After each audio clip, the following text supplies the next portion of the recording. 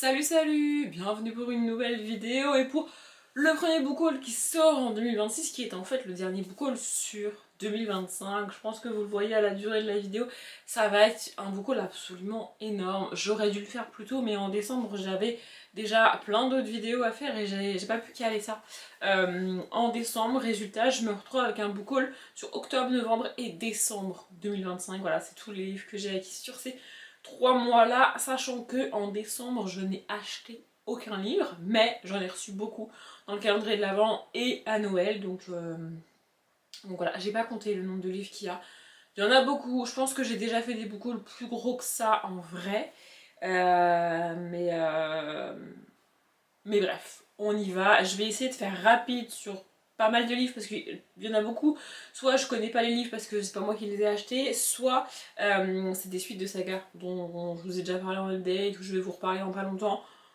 Donc en vrai, ça devrait aller. Mais je vais commencer sinon, on va pas s'en sortir. Et j'ai là 3 petites sagas, enfin 3 suites de sagas jeunesse. Donc le tome 3, 10 minutes de dingue de Jean-Christophe Tixier, c'est le tome 3 de 10 minutes à perdre. J'ai lu le tome 1, je vous en ai parlé, je crois que j'ai lu en septembre ou en octobre, un truc comme ça. Et je vous en ai parlé en update, puisque j'ai rattrapé tout mon retard sur les updates. J'ai lu le tome 2, mais je vous en ai pas encore parlé parce qu'il est dans ma palle de l'hiver.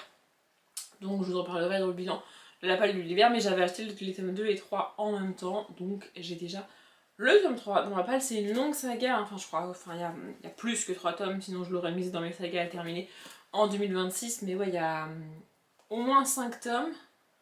Dans ma tête, il y en a au moins 10 ou 12, peut-être que j'exagère, mais bref. J'aime bien cette saga, du coup j'avais envie de continuer, et voilà. C'est plein de jeux de mots autour de 10 minutes, et en vrai, bah c'est bien fait, je trouve. Bref, j'aime bien.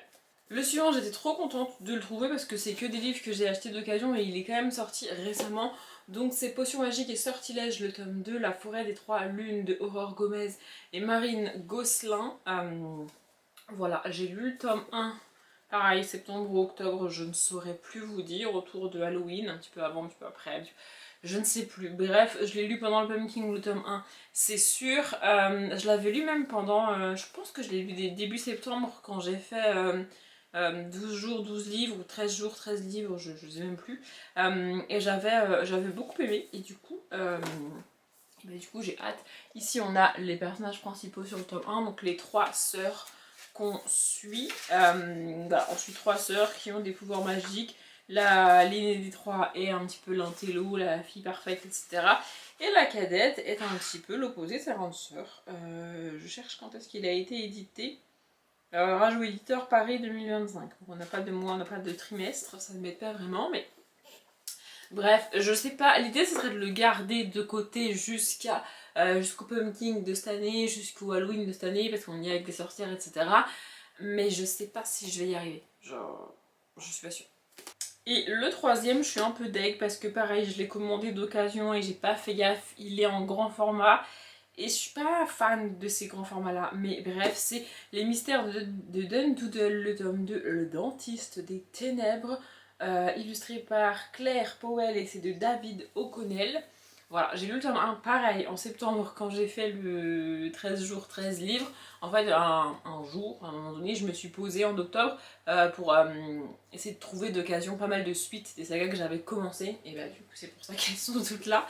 Voilà, c'est un très... En fait, ce qui me dérange, c'est qu'il est très haut par rapport à la largeur du livre, je saurais pas l'expliquer. Et plus un livre est haut, plus j'ai du mal à le lire. Écoutez... Genre ça, je suis pas capable de le mettre dans un 10 jours 10 livres, 15 jours 15 livres, parce que c'est un grand format, alors qu'il fait moins de 200 pages et que s'il avait été en poche, j'aurais pu le mettre. Et techniquement, c'est la même histoire. Je sais pas si vous voyez ce que je veux dire, mais ça me perturbe le fait qu'il soit en grand format. Bref, dans le tome 1, on suivait Archie qui hérite d'une chocolaterie et qui doit résoudre un mystère pour réellement hériter de la chocolaterie. C'est un délire comme ça. En fait, dans le testament, il y a une espèce de mini-quête à faire laissée par son arrière-grand-oncle ou un truc comme ça. Évidemment, Archie savait pas du tout qu'il allait hériter de ça, sa mère non plus. Et voilà, on le suit dans cette espèce de quête slash aventure avec des espèces d'énigmes à résoudre et tout. Franchement, j'ai bien aimé, c'était pas oufissime, mais j'ai bien aimé. Et entre la chocolaterie du tome 1 et le dentiste du tome 2, je ne peux pas m'empêcher d'y voir des références à Charlie et la chocolaterie de Roald Dahl, donc, parce que voilà. C'est marqué derrière, j'ai bugué, le tome 1 c'est le fantôme de la chocolaterie. Mais je suis pas sûre que le tome 1 se soit ça. Écoutez, je ne sais pas, en tout cas il n'y a pas de fantôme dans le tome 1. Sauf si on considère l'arrière-grand-oncle et les lettres qu'il laisse comme un fantôme. Mais il n'y a pas réellement d'apparition. Enfin bon, bref, en tout cas, je l'ai trouvé. Peut-être même que je le revendrai et que je le rachèterai en poche parce que ça me perturbe. Après, les chapitres sont quand même très très courts. On est sur 4-5 pages. Il y a quelques illustrations comme ça. Donc je pourrais faire l'effort de lire en grand format. Quand même. Ensuite, j'ai découvert un autre site d'occasion. Je commande mes livres principalement sur Gilbert Joseph quand je veux de l'occasion. Quand je cherche des livres spécifiques, ça m'arrive d'aller sur Momox, mais Momox, j'ai déjà expliqué, ça me fatigue. Ce site me fatigue. Ils te rachètent les livres genre 10 centimes max et ils les revendent plus cher que Gilbert, donc ça me fatigue. Mais bon, quand vraiment je cherche un livre, je vais le voir sur Momox. Je parle de livres qui ne sont plus édités, hein. Sinon je l'achète neuf en général, mais quand ils sont plus édités, bah, j'ai pas le choix, enfin genre c'est un peu compliqué. Et là j'ai trouvé un nouveau site qui s'appelle Amaréal, je vais le dire à la française, et j'ai trouvé sur ce site des livres que je cherchais depuis très longtemps et que je ne trouvais nulle part ailleurs. Il y a certains livres où ce sont des anciennes éditions de bibliothèque. C'est précisé sur le site quand vous les achetez et je vais vous montrer. Il y en a que j'ai pu enlever les étiquettes de la bibliothèque et tout sans abîmer les livres, mais il y en a un où ça reste parce que je peux pas les enlever. Bref, le livre que je cherchais et que j'ai enfin trouvé, ça fait vraiment des semaines, des mois que je le cherche, c'est La Maison des Secrets de Emily Richards, donc c'est le tome 2 de Happiness Key, et lui, je vais essayer de le lire dans pas très très longtemps parce que cette saga est dans mes sagas à finir en 2026. On est sur un beau bébé, hein, comme le tome 1. Du coup, j'ai le tome 1 dans le même format que celui-ci. Le tome 3, je l'ai en grand format. Je l'avais acheté il y a super longtemps sans savoir que c'était un tome 3. J'aimerais bien essayer de le caler en début d'année, celui-là, parce qu'il fait quand même 630 pages. Le tome 3 fait au moins 500 pages. Donc, si je veux finir la saga dans l'année, il faut pas que j'attende octobre ou novembre pour m'y mettre, vous voyez. Donc, voilà, je suis très contente. Franchement, j'ai assez hâte de retrouver Tracy. Je sais pas si on va réellement retrouver Tracy là-dedans.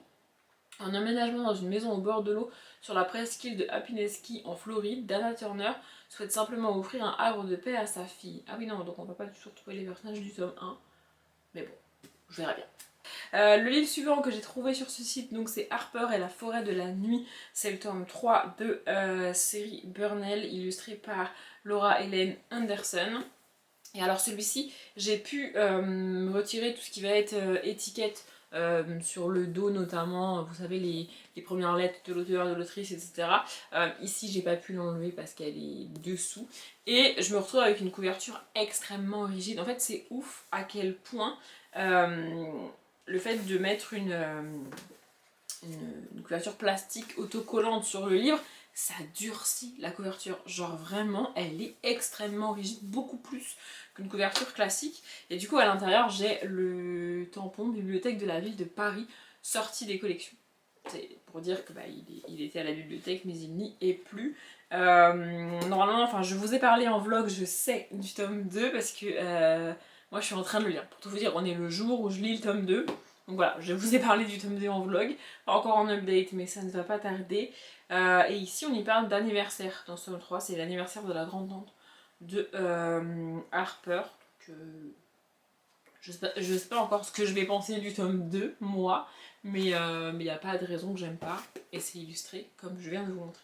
Le suivant, pareil, je vous en ai parlé puisque j'ai lu Alice le Risque, le tome 2, dans ce 10 jours 10 livres de début janvier. Et donc là, j'ai acheté le tome 3, Alice le Risque, super exploratrice, opération Moustache du désert. Toujours de Jennifer Bell, Alice Lien, c'est illustré par Pauline Duhamel. Et là, c'est exactement la même chose, c'est-à-dire que j'ai pas pu enlever ce code barre qui est le code barre de la bibliothèque, mais sur le dos, j'ai pu enlever les étiquettes et tout. Ce qui est le principal pour moi, parce que ça veut dire qu'une fois rangé dans la bibliothèque, on ne voit pas que c'est un livre de bibliothèque, tu vois. Et lui, pareil, il est doublé avec une couverture plastique, mais la couverture est beaucoup moins rigide. Je sais pas, je pense que ça vient de la qualité du plastique, j'en sais rien. Et à l'intérieur, pareil, alors il est à l'envers, Mais j'ai marqué retirer l'ordre, oui, c'est à l'envers. Bref, et là c'est BM Sainte Geneviève des Bois. Je sais pas où est la bibliothèque de Sainte Geneviève des Bois, mais écoutez. Bref, en tous les cas, je suis très contente d'avoir ce tome 3. Je sais plus combien il y a de tomes dans cette saga, et pour tout vous dire, je ne sais même plus si j'ai mis cette saga à finir. Si j'ai mis cette saga dans les sagas à finir en 2026. Je ne sais plus. Mais si c'est le cas, au moins j'ai le tome 3. Et je vais pouvoir avancer. Ici, on est clairement dans le désert. Plutôt côté chaleur et soleil. À l'inverse du tome 2 qui était dans le froid polaire. Très clairement. Mais j'aime beaucoup suivre cette petite fille dans ses explorations avec toutes ces espèces d'animaux en voie de disparition, protégés, toute cette cause animale qui est vraiment au cœur de la saga. Je trouve ça hyper chouette. Donc j'ai hâte. Et le dernier livre, pour le coup j'aurais pu le trouver ailleurs, mais il était là, je me suis dit vas-y, je le prends. Et je regrette un petit peu parce que là, les étiquettes de la bibliothèque, je ne peux pas les enlever. Enfin, je pourrais, mais ça risquerait de détruire le livre, il faudrait que je réessaye. Mais bref, c'est La Voix des Oracles, le tome 3, Elus de Estelle Faye. J'ai hésité à mettre cette saga dans mes sagas à finir en 2026, mais je me suis dit que ça ferait beaucoup. J'ai pas non plus envie de me forcer à lire la suite. Donc, elle n'y est pas. Ça veut pas dire que je vais pas avancer dedans. Ça veut pas dire que je vais pas la terminer en 2026. Mais je ne m'y oblige pas. Je ne me challenge pas en tout cas. J'ai bien aimé le tome 1, mais j'ai toujours pas lu le tome 2 qui est dans la palle depuis un bon petit moment. Et donc, pour parler du livre physiquement, vous voyez l'étiquette, le code barre est derrière pour cette bibliothèque là. Donc, c'est mieux. Mais on a quand même une espèce de truc jaune immonde là. Et sur le dos surtout, on a le numéro 3 là et l'étiquette en bas là, vous voyez. Donc ça fait beaucoup. Et surtout bah là quand tu le ranges, tu vois que bon, c'est pas ouf.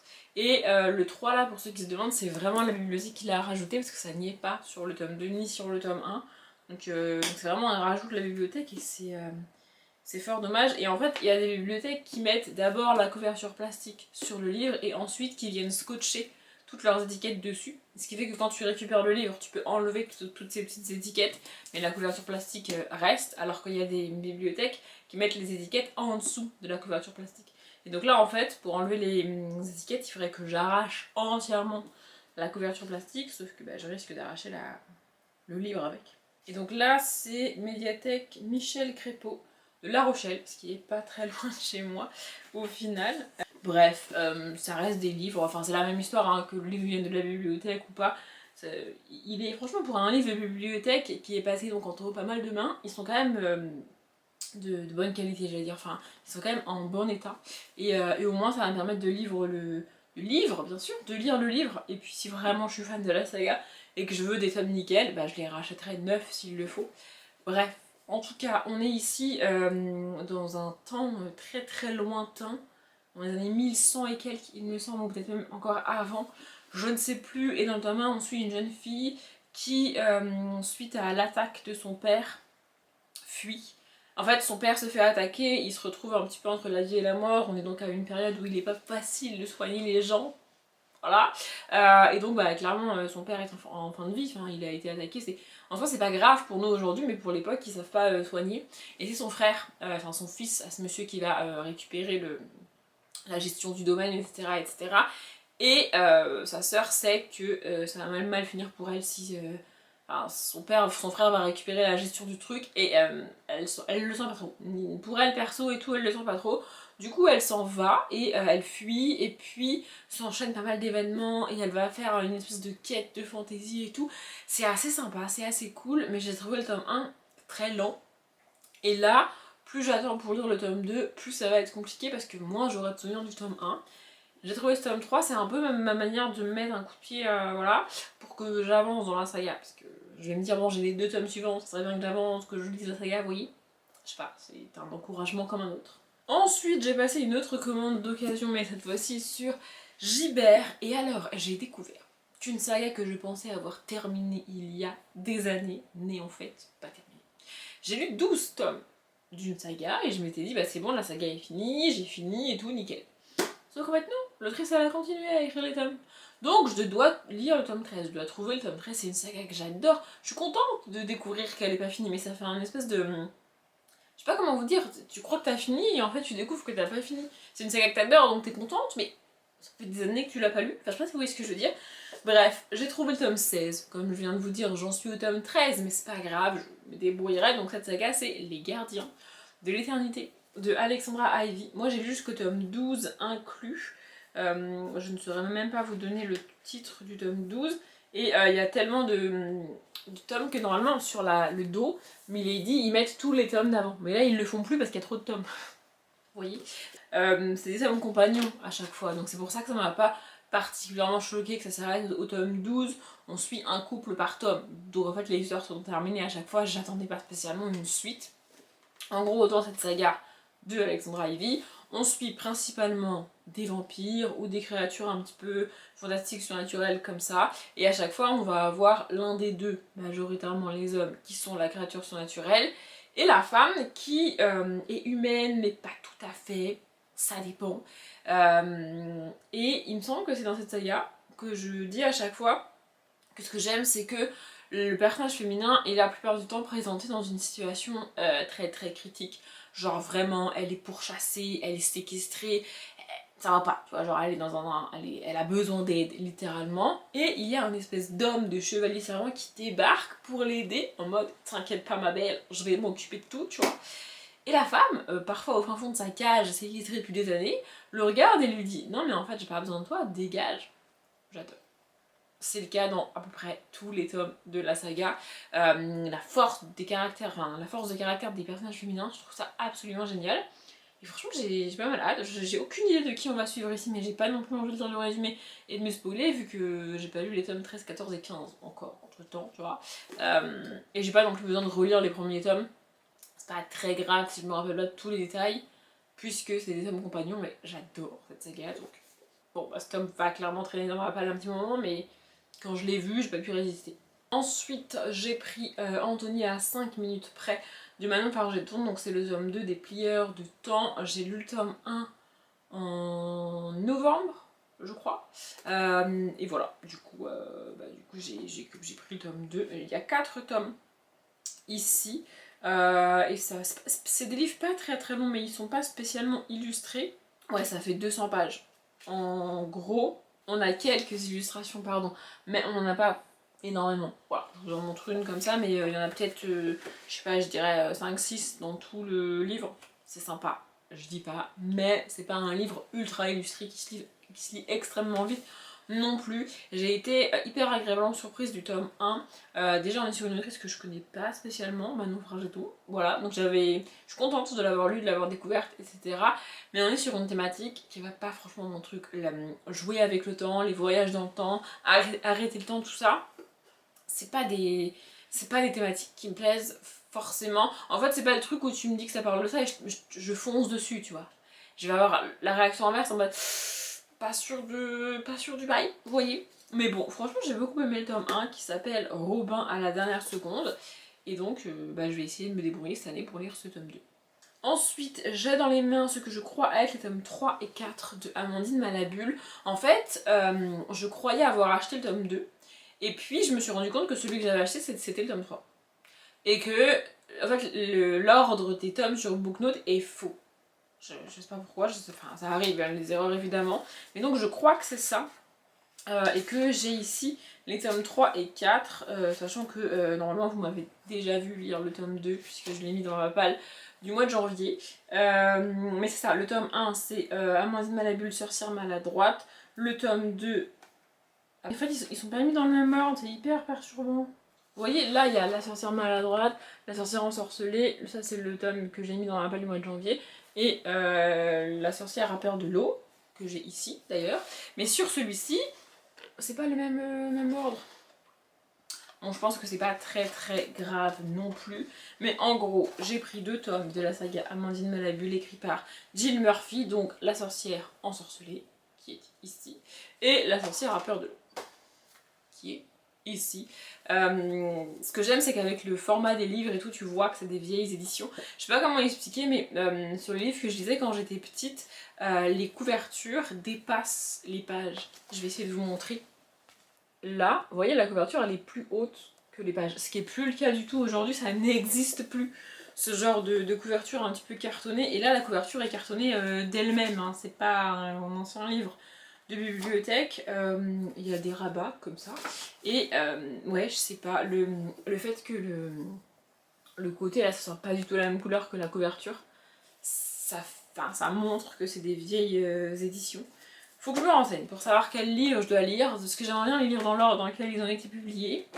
Il faut que je regarde les années d'édition et tout. Ça me perturbe cette histoire, hein. Dépôt légal septembre 94. J'étais à peine née, j'avais à peine 1 an. Et ici c'est septembre 95. Donc oui, ça a l'air d'être ça, vous voyez. Ça c'est le 3 et ça c'est le 4. Et celui que j'ai c'est déjà le 2. Bref, écoutez, en tout cas c'est une saga jeunesse dans laquelle on suit une jeune sorcière, comme le titre du tome 1 l'indique, qui est maladroite. Voilà, et on la suit, elle va dans une école de sorcières, qui est dans un très vieux château et tout. Ce n'est pas sans rappeler une saga beaucoup plus récente, oui et non, puisque c'est 97 le tome 1 de Harry Potter du coup. Mais bref, voilà, on suit une jeune sorcière, ça rappelle aussi beaucoup Mélusine. Voilà, ça va être ce genre de sorcière un petit peu hyper attachante, hyper fun. Tu la suis dans ses aventures, dans son quotidien. Et elle a beau être une sorcière et avoir des pouvoirs, elle a pas un quotidien si différent d'une petite fille classique. Je sais pas si vous voyez ce que je veux dire. Ce qui fait que, ou d'un petit garçon, hein, mais en tant qu'enfant de 9-10 ans, l'âge de Amandine, j'allais dire Mélusine, tu peux t'identifier à elle, même si elle a des pouvoirs et pas toi. En fait, c'est juste assez pour que elle soit comme toi, mais avec des pouvoirs, et du coup, t'es déjà comme elle, et tout ce que tu veux en plus, c'est des pouvoirs. Je sais pas si vous voyez ce que je veux dire, bref. J'adore ce genre de saga, faut juste que je vérifie l'ordre des tomes. Après, on est sur une saga où il y a une aventure par tome, donc c'est pas non plus ultra gênant si tu les lis pas dans l'ordre, mais moi je préfère quand même les lire dans l'ordre. Toujours dans cette même commande, j'ai trouvé 3 autres suites de saga. Le tome 4 de Hôtel des Frissons, donc l'étrange visite de Vincent Villeminot. J'avais aussi commandé le tome 3 en même temps, mais bon, entre temps, encore une fois, je l'ai lu pour vous. Voilà, ici on est sur des très très petits livres, ça fait 60 pages, un truc comme ça. 73 pages, pardon, excusez-moi. Mais voilà, on est sur ce genre de mise en page là, avec quand même pas mal d'illustrations. Vous voyez, il y en a je pense une page sur 2 hein, des illustrations, voire quasiment à toutes les pages. C'est assez rare de trouver une double page avec aucune illustration. J'ai un peu eu du mal avec le tome 1 de cette saga, on va pas se mentir, mais j'ai beaucoup aimé le tome 2. En fait, je trouve que les choses sont pas très bien expliquées dans le tome 1 et qu'à l'inverse elles le sont très très bien dans le tome 2. Du coup j'ai lu le tome 1 en ne comprenant pas tout et c'est pas ce à quoi je m'attendais en même temps. Et en fait j'étais pas sûre parce que le peu que j'avais compris c'était pas ce à quoi je m'attendais, mais en même temps il n'y avait pas beaucoup d'explications dans le tome 1. Du coup j'étais un peu perdue et dans le tome 2 on a ces explications là. En gros on suit un jeune garçon et une jeune fille qui ont je sais pas 11-12 ans, qui vivent donc dans un hôtel. Le père du jeune garçon c'est le cuisinier et les parents de la jeune fille c'est les propriétaires de l'hôtel. Et en fait dans ma tête ils avaient grandi dans cet hôtel là depuis toujours, etc. Alors qu'en fait c'est pas le cas. Quand démarre le tome 1 ils ont acquis l'hôtel il y a quelques mois à peine. Mais ça c'est pas trop expliqué dans le tome 1, c'est beaucoup plus détaillé dans le tome 2. Je ne sais pas pourquoi, écoutez. Bref, et donc voilà, on suit les aventures de ces jeunes enfants dans cet hôtel. Ça s'appelle l'hôtel des frissons, donc c'est pas un hôtel très très naturel et très très fun, il se passe des choses assez terrifiantes dans cet hôtel. Et on a ces deux enfants qui bravent un petit peu le danger pour aller voir ce qui se passe dans des pièces, dans des lieux où ils n'ont pas forcément le droit d'aller. Ils ont peur, mais en même temps ils se motivent l'un l'autre et ils s'encouragent l'un l'autre, vous voyez. Et j'aime bien. Donc j'ai le tome 4 sous la main du coup. J'ai aussi trouvé Mystère à minuit, le tome 2, Le Cercle des Sorcières de Camille Brissot. J'ai adoré le tome 1, La ville la plus hantée du monde, ça s'appelle comme ça je crois, que j'ai lu au mois d'octobre, etc. Je ne sais pas si je vais avoir la patience d'attendre le mois d'octobre de cette année pour lire ce tome 2. On y parle de sorcières et tout, c'est un peu voilà. Et en plus, il y a un tome 3 qui est déjà sorti, qui est déjà disponible. Donc je peux lire ce tome 2 quand je veux dans l'année et avoir le tome 3 pour octobre. Oui, quand même avoir un tome de Mystère à minuit pour ma palle d'octobre si je veux. Donc je suis pas sûre de tenir jusqu'en octobre pour celui-ci. Oh, il y a un truc dedans. Je pense que c'est le marque-page de la personne qui l'a lu avant. C'est un... J'ai jamais compris à quoi ça servait ce truc-là. C'est ça. Je n'ai jamais compris à quoi servaient ces trucs. J'en avais quand j'étais petite, mais vraiment, je comprends pas à quoi ça servait. J'ai jamais compris. Écoutez, bref, il y a des chiffres écrits derrière. Des multiplications faites à la main. Oh mon dieu. Okay. Bref, je me remets dedans. Je verrai ce que j'en ferai quand j'aurai lu le livre. Mais en tout cas, dans le tome 1, on suit un jeune garçon qui voit les fantômes dans la ville la plus hantée du monde. Donc, et il va se passer des choses assez étranges avec certains fantômes, etc. dans le cimetière de la ville le 31 octobre. Une ambiance parfaite que personnellement j'ai absolument adorée.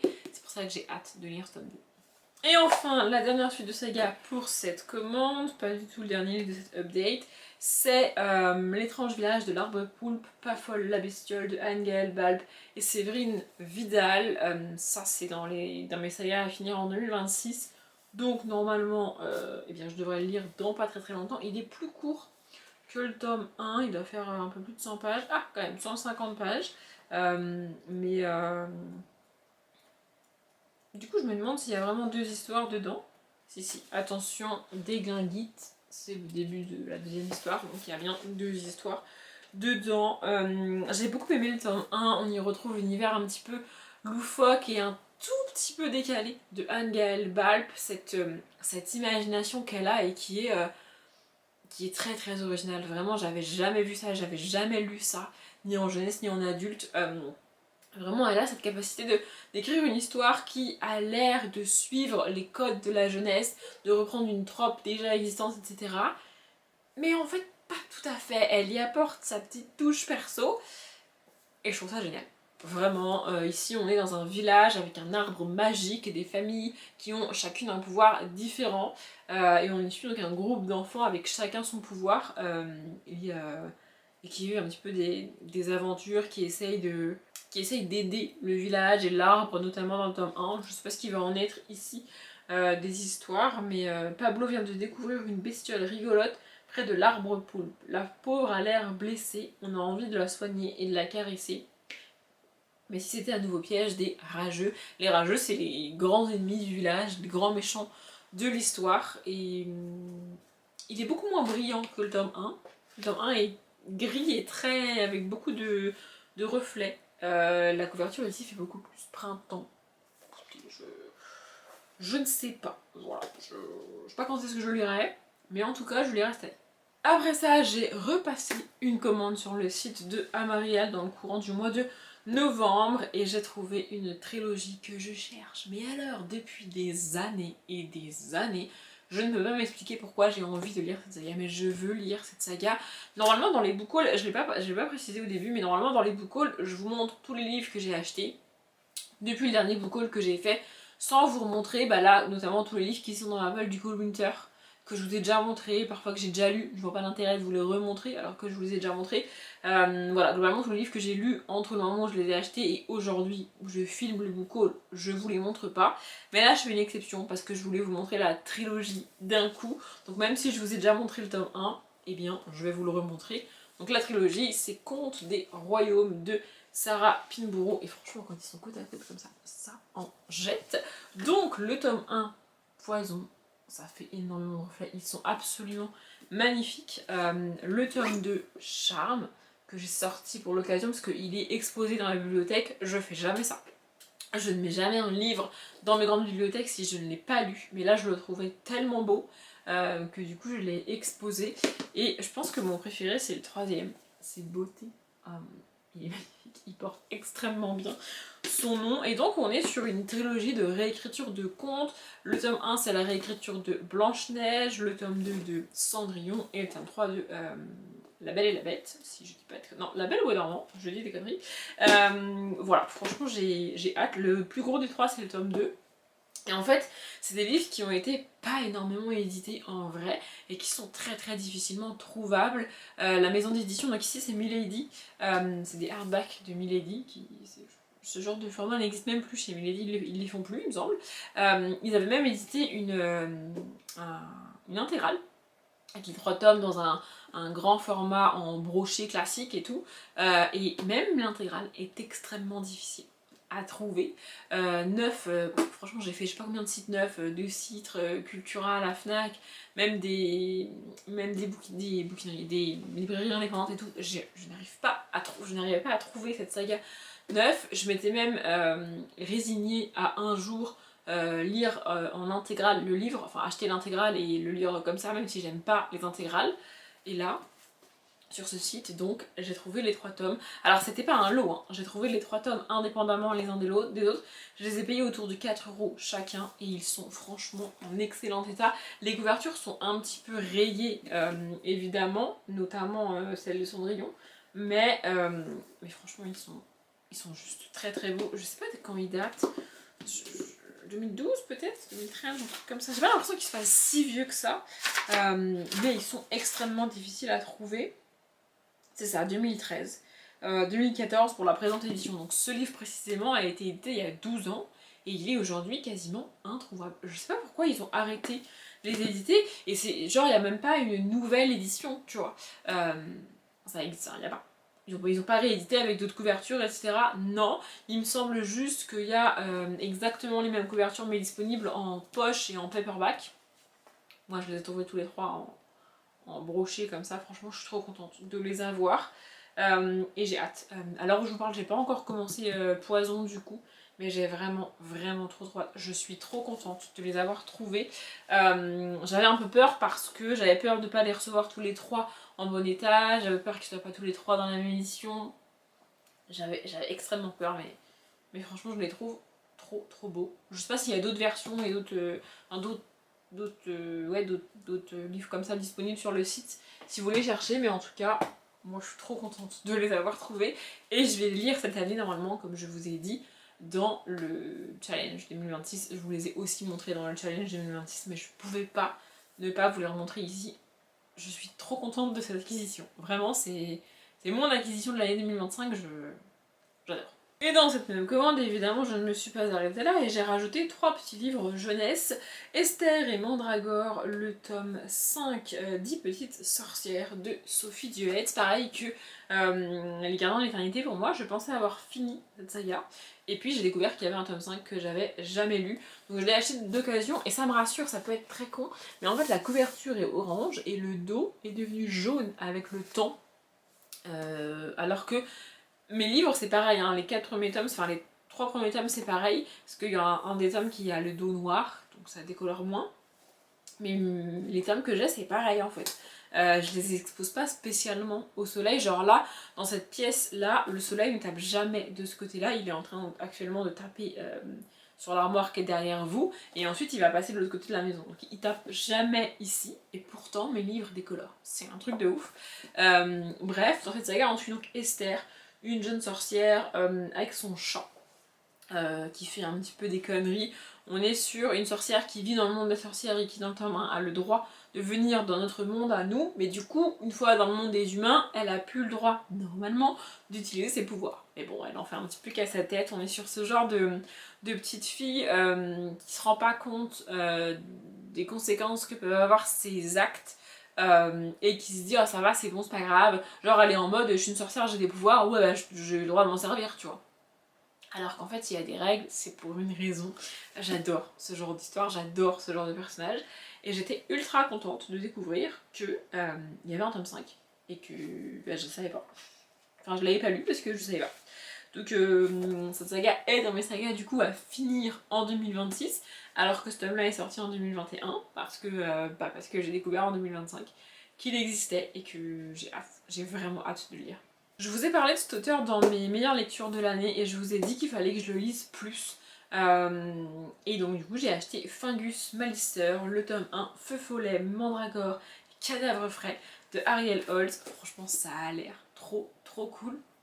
Ici on est en jeunesse avec Ariel Holz, pas comme dans Pénombre que je vous ai montré.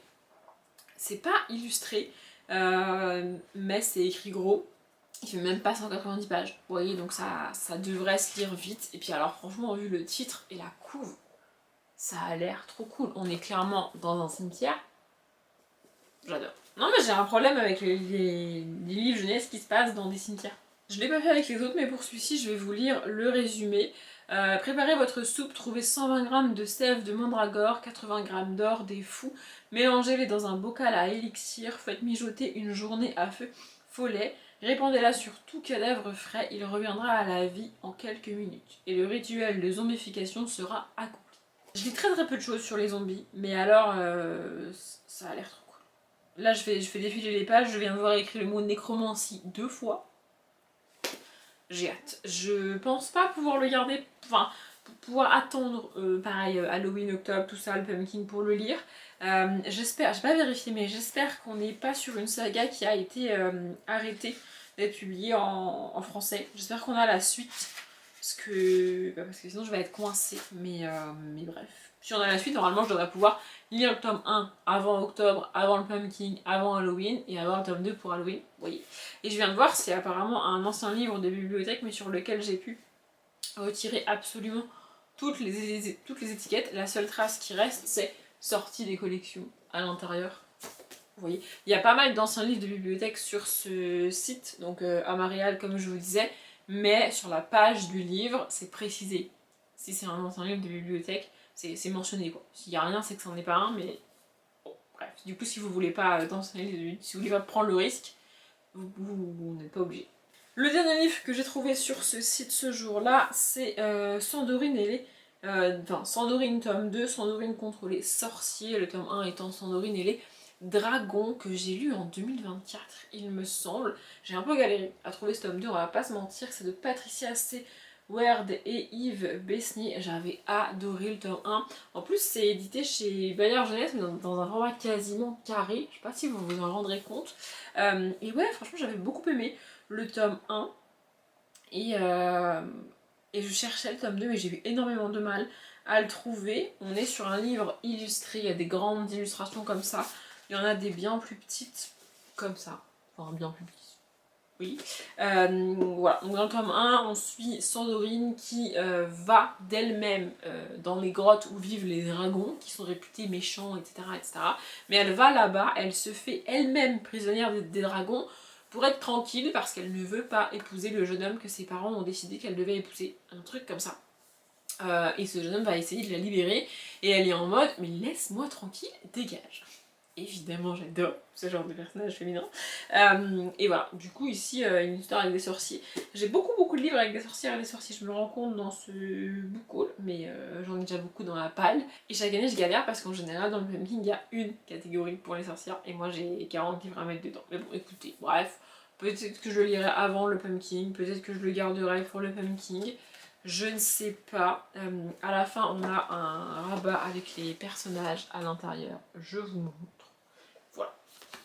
On en arrive à la pile de livres que j'ai eu dans le calendrier de l'Avent Once Upon a Book. Du coup, si vous avez vu mes unboxings de calendrier de l'Avent, vous avez déjà vu tous ces livres-là. Il y en a que je vous remontre pas ici parce que je les ai déjà lus, dont notamment un que je vous ai déjà parlé en update hier, techniquement. Je suis un peu perdue dans mes propres vidéos, ça fait beaucoup de vidéos. Mais bref, voilà, je vais essayer de passer rapidement. Je connais pas ces livres. Voilà, je connais aucun de ces livres d'ailleurs. Et ou alors seulement de nom, mais j'ai pas grand chose à dire dessus. En tout cas, si je vous les remontre tous ici, c'est parce que après quelques temps, après quelques jours de réflexion, j'ai bel et bien décidé de les garder dans ma palle et de les tenter un jour. Ils sont là. On a les enquêtes de l'Avent 24 énigmes pour attendre Noël de Arnaud Cebolada. J'aurais bien aimé le faire, c'est celui qu'on a eu le 1er décembre. J'aurais bien aimé le faire, mais mon mois de décembre était un petit peu trop chargé et donc du coup je me suis pas infligé ça en plus tous les jours parce que ça prend du temps et je voulais pas non plus les faire vite, je voudrais prendre le temps de les faire, donc peut-être que je les ferai l'année prochaine en mode calendrier de l'Avent. Ça fait 3-4 pages par jour, en vrai c'est pas si long que ça. J'avais proposé à monsieur de les faire avec moi mais il était pas très tenté, j'ai laissé passer quelques jours et trop de jours pour ensuite rattraper, donc je le mets dans la palle, probablement que je le ferai l'année prochaine.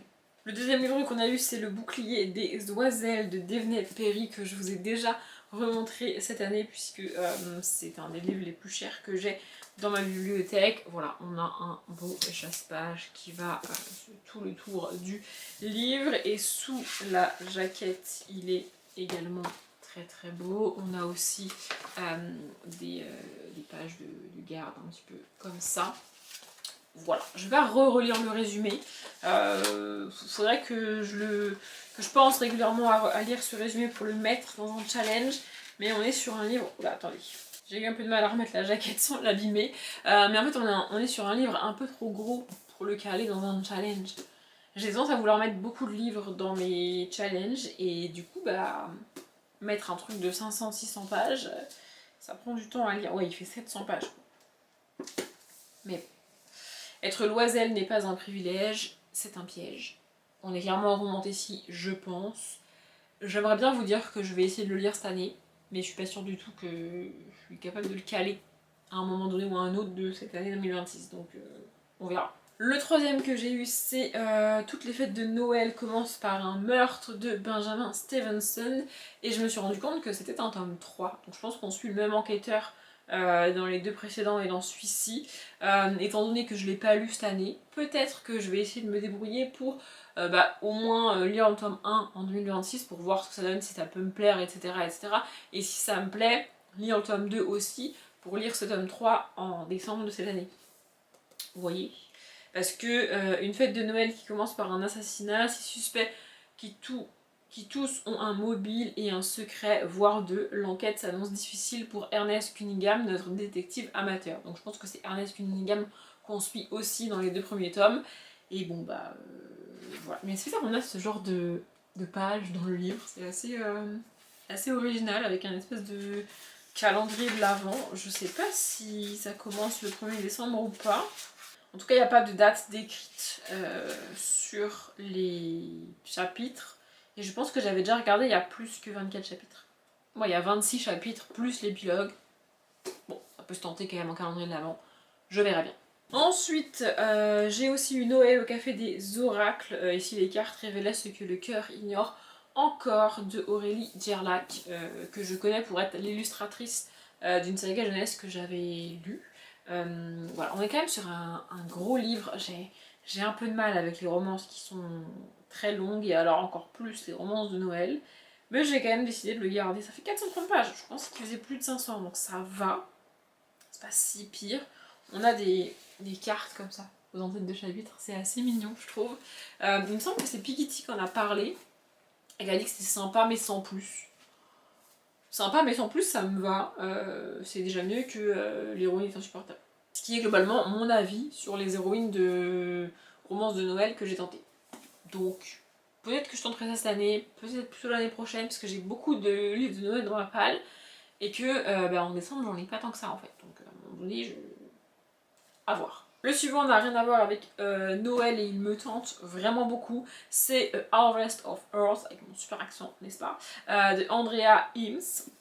Voilà, franchement, il a l'air magnifique. Je vois plus grand chose, je dois vous dire, dans le retour de la caméra à cause du soleil, vraiment ça m'éblouit derrière vous, donc je vois rien. Mais ça a l'air trop cool. Dans les unboxings de calendrier de l'Avent, je lis à chaque fois le début des résumés des livres que j'ai. Et là, tout ce que je me rappelle, c'est que j'ai envie. Vraiment, ça m'a donné envie. Le cœur est la plus précieuse des magies, ça a l'air trop cool. Et là, la bouteille sur la couverture est en relief un petit peu, elle est plus épaisse que le reste de la couverture, comme si elle sortait de la couverture, je sais pas. Je trouve l'objet livre, et c'est le même, c'est le cas aussi sur la bouteille là, c'est en relief. Bref, je trouve l'objet livre magnifique. Ce que je garde en tête du résumé approximatif me donne très envie. Pareil, il faudrait que je le lise, mais c'est pareil, on est sur un gros pavé quoi. 420 pages. Faut juste que je me motive un peu quoi, et que j'arrête de faire la facilité en lisant des tomes de saga jeunesse qui font 150 pages quoi, parce que ça c'est la facilité, genre. J'ai aussi eu Reverandon de Tolkien. J'ai lu un Tolkien en décembre, donc du coup peut-être que je lirai un autre Tolkien en 2026. Ça fait beaucoup de Tolkien, j'ai envie de dire.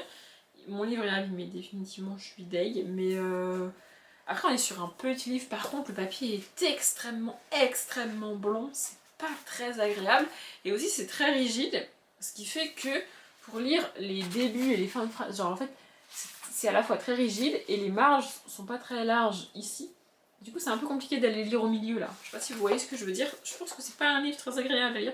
Faut faire comme ça et comme ça pour lire, c'est un peu chiant. Depuis tout à l'heure, tous les livres que je vous montre, c'est des livres que j'ai eu dans le calendrier de l'Avent Once Upon a Book.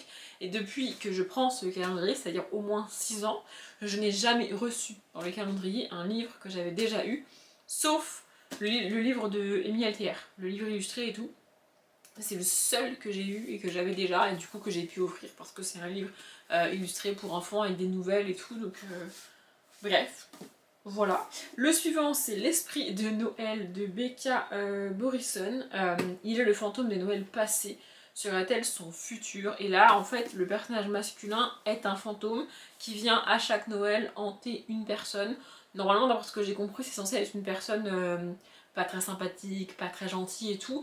Et là, il va se retrouver à hanter une jeune fille et il comprend pas pourquoi il doit la hanter elle alors qu'elle a l'air super de bonne humeur, super cool, super gentille et tout. Il comprend pas. Apparemment, il va y avoir une romance là-dedans. La couve est assez chelou, je trouve, mais pas très kitsch, vu qu'elle est bleue. Moi, ça me va. Donc, celui-ci, vous voyez, j'aimerais beaucoup réussir à le lire cette année, en décembre. Je vais pas le lire avant décembre, mais j'aimerais réussir à le caler cette année, alors que les autres de Noël que je vous ai montré, si je l'ai, genre le café des oracles, s'il attend encore quelques années, c'est pas dramatique. Et le dernier que j'ai eu, c'est Le Prince de Rune, le tome 1, Zénaïde de Maxime Fontaine et Romain Watson. Et pareil ici, à mon avis, on est en romantécie, on a des dorures et tout sur la couverture. On n'est pas sur un hardback, on est sur une couverture entre les deux en fait. C'est un paperback avec une couverture rigide, mais pas en dur. Bref. Et donc on a aussi des très jolis jaspages, n'est-ce pas? Voilà, pareil, on est sur un énorme bébé qui fait 580 pages, un truc comme ça. Voilà, quasiment 600 pages. Merveilleux, n'est-ce pas? À la fin, on a un glossaire des personnages. Et voilà, on est sur une romantécie, je pense. Mais je vais essayer d'arrêter de me dire que j'aime pas la romantécie et que ça fait un peu comme le fantastique young adulte, parce que il y a des sagas de fantastique young adulte que j'aime pas du tout. J'aime pas les personnages, j'aime pas la narration, j'aime pas l'histoire, ça passe pas du tout. Et à l'inverse, il y a une saga fantastique young adulte que j'adore. Donc, peut-être que la romantécie, c'est juste que j'ai pas encore trouvé les bonnes romantécies, encore que Divine Rivalité est largement considérée comme une romantécie. Et j'ai adoré, donc faut pas que je me braque contre le genre, vous voyez. Je viens d'attraper la dernière pile que j'ai à vous montrer. Oui, enfin, on est presque au bout. Et je me suis rendu compte que je vous avais dit des bêtises parce que j'ai déjà effectivement reçu des livres en ce début janvier 2026. Donc, écoutez, voilà. Il me reste pour 2025 à vous montrer mes 3 cadeaux de Noël. J'avais fait une petite liste à l'une de mes sœurs pour qu'elle choisisse des livres. J'en mets toujours... En fait, j'en ai mis 4 ou 5, je crois, sur la liste. Je savais qu'elle prendrait pas les 5, tu vois. Mais c'est au cas où elle les trouve pas, et puis comme ça elle peut choisir, elle, si elle veut, en fonction de la couverture, en fonction du résumé, enfin bref. Du coup elle m'en a pris 2, et ma mère qui voulait un cadeau en plus, écoutez bien, ma mère qui voulait m'offrir un petit cadeau en plus, a choisi un livre. Pour ceux qui me suivent, vous savez que ma mère elle lit, c'est pas... Bref, du coup j'étais très contente, donc ma mère m'a acheté La Faucheuse, histoire secrète de Neil Shusterman. Voilà, je ne l'ai jamais lu et je me suis dit que ça pouvait être cool. Peut-être que je relirai l'année prochaine ou je ne sais pas trop quand, un jour, La Faucheuse de Neil Shusterman. Peut-être que je lirai celui-ci avant ou pas, je sais pas. Mais j'avais envie, c'est un univers que j'ai beaucoup aimé. Ce livre date hein, évidemment, ça fait un moment qu'il est sorti. 2023, voilà. Mais j'étais passée à côté, franchement je ne l'ai pas beaucoup vu ou alors sur le coup ça devait pas me tenter, je ne sais pas. Mais en tout cas, j'ai beaucoup aimé les 3 tomes de La Faucheuse qui sont donc ici. Et je me suis dit que un tome indispensable pour tous les fans de la trilogie. Donc voilà, du coup j'ai écouté et je l'ai demandé. Et ma soeur m'a pris 2 livres. D'abord elle m'a pris Un si petit oiseau de Marie Pavlenko. J'ai beaucoup lu Marie Pavlenko en 2025 et j'avais envie de retourner vers un peu plus de l'adulte. Ici il me semble que c'est du young adulte, un truc comme ça. Mais voilà, prix des lycéens, donc c'est du young adulte je pense.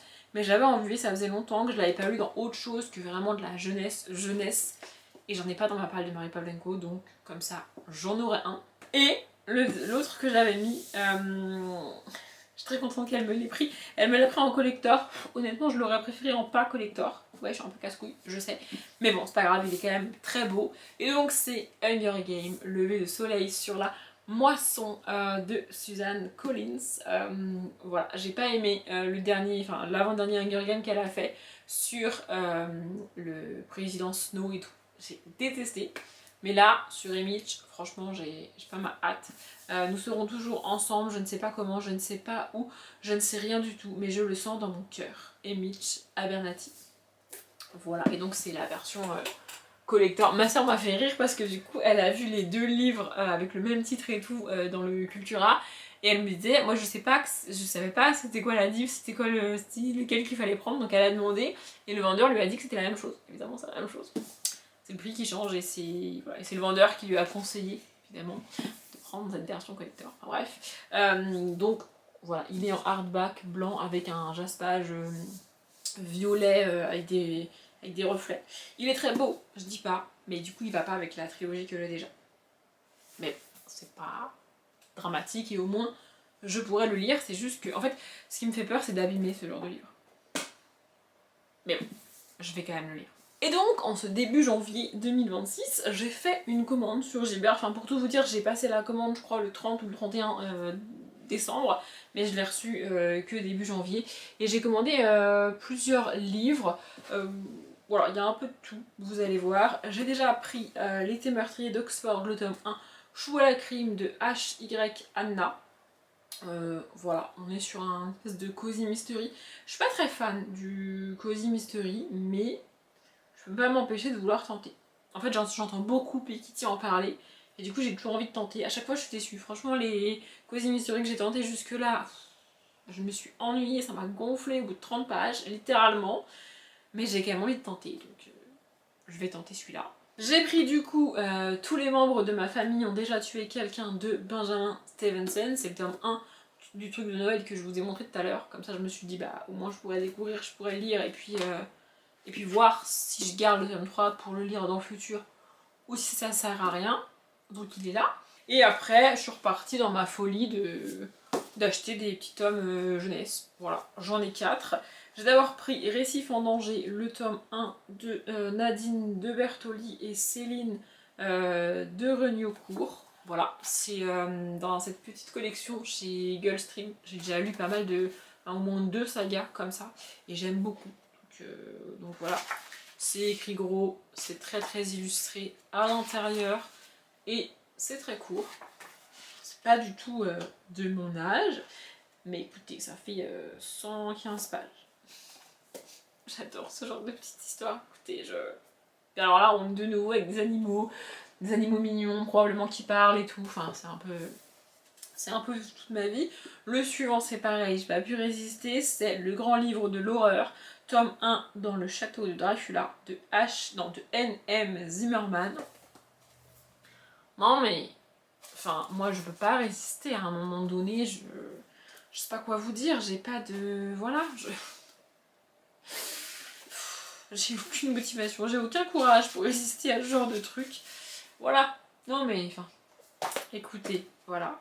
Virgile est un véritable spécialiste des histoires d'horreur, alors quand une brocante lui offre un mystérieux ouvrage intitulé Le Grand Livre de l'Horreur, il est fou de joie. Il est un peu comme moi, quoi, vous voyez, donc évidemment j'ai envie de lire ça.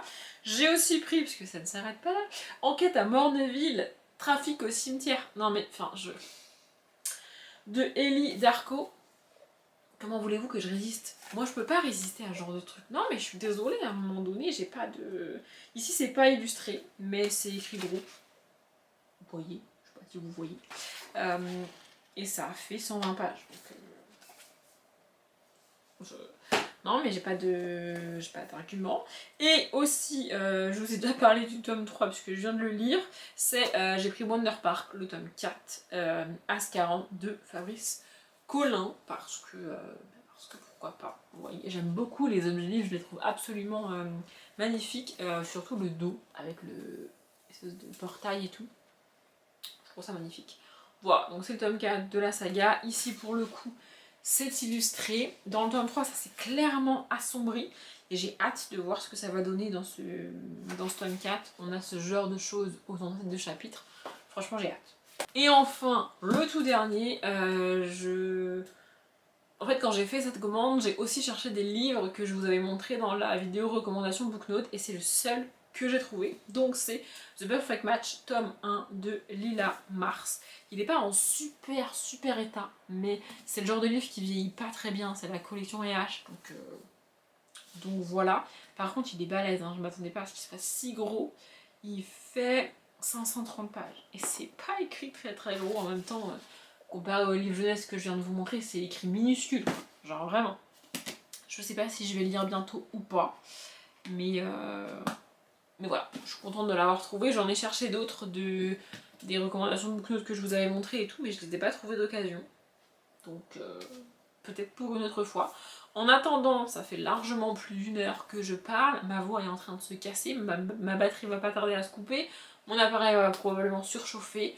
Donc je vais m'arrêter là pour ce book haul, ça fait beaucoup de livres, je pensais pas que je mettrais autant de temps à tout vous montrer. Mais bref, en tout cas, la vidéo est terminée, merci de l'avoir regardée jusqu'au bout. Comme d'habitude, je vous souhaite une bonne journée, un bon après-midi, un bon appétit ou une bonne nuit, et je vous dis à demain.